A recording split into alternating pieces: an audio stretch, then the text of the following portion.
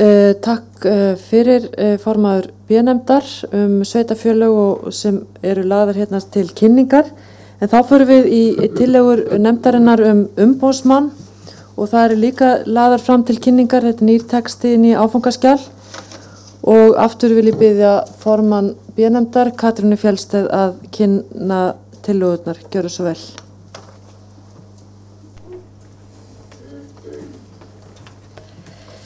Formaður, góðir áheyrendur.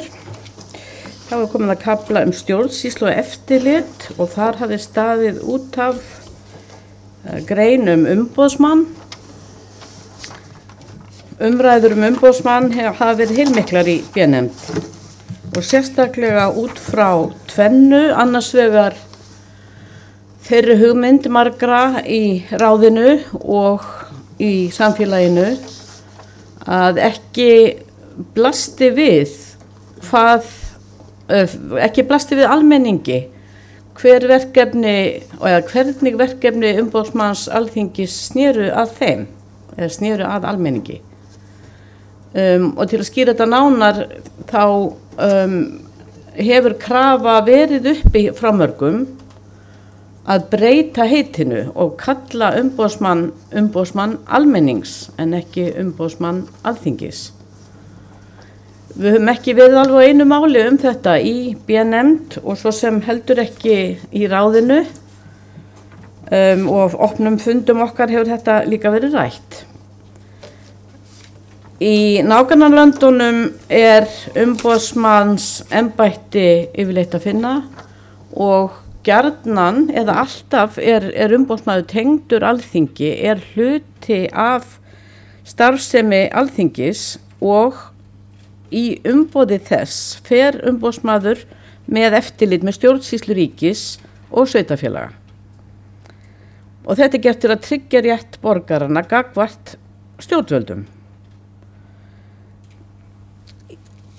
Umboðsmaður, eins og ég segi, er gjarnan tengdur að nafni til við þingin eins og Folketingets ombudsmann og eitthvað slíkt. Eða bara umboðsmaður og það skýrir kannski hvernig við setjum upp þessa grein að niðurstaðan liggi ekki endilega fyrir. Nú þetta er svo mikið stærsta málið með umboðsmann, heldur frekar hitt hvaða áhrif, tilmæli og álit umboðsmanns hafa á stjórnsýsluna. Leiti einstaklingar til hans og í hvaða farveg þau mál fara. Er brugðist við tilmælum og áliti umboðsmanns til að tryggja rétt borgaranna gagnvart stjórnvöldum?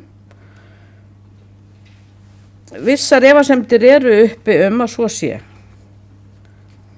Í núverandi stjórnarskrá er ekkert ákvæði umboðsmann. Stjórnlaganefnd lagði til frekar einfalt ákvæði sem hljómar svo: Alþingi kýs umboðsmann Alþingis til 4 ára. Hann hefur eftirlit með stjórnsýslu ríkis og sveitarfélaga og gætir að rétti borgarana. Umboðsmaður skal vera sjálfstæður í störfum sínum. Og í sjálfu sér tekur B-nefnd undir þetta efnislega séð. Við viljum þó láta kjósa umboðsmann til 5 ára en ekki 4, þannig að starfstími hans fylgi ekki kjörtímabili, heldur sé í samræmi við ýmis önnur embætti í þjóðfélaginu.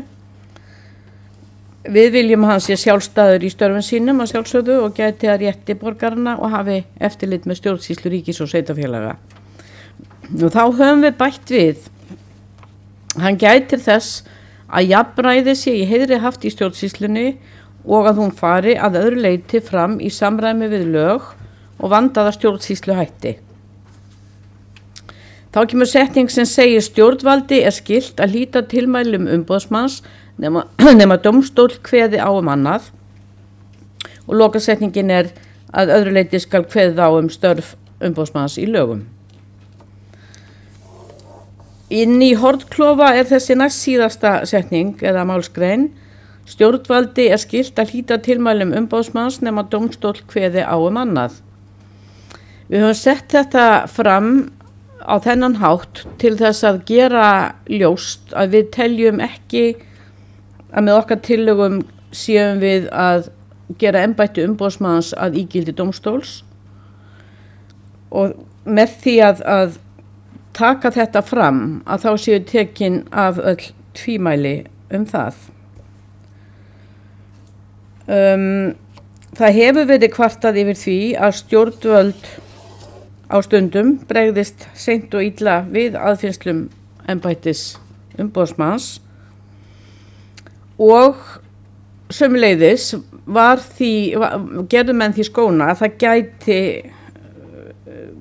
verið sambarilegt við stjórnsýslu dómstól ef við segðum bara að stjórnvöldum bæri að virða eða hlíta niðurstöðum og tilmælum umboðsmanns. Þannig að þessa setningu skýri ég á þann hátt.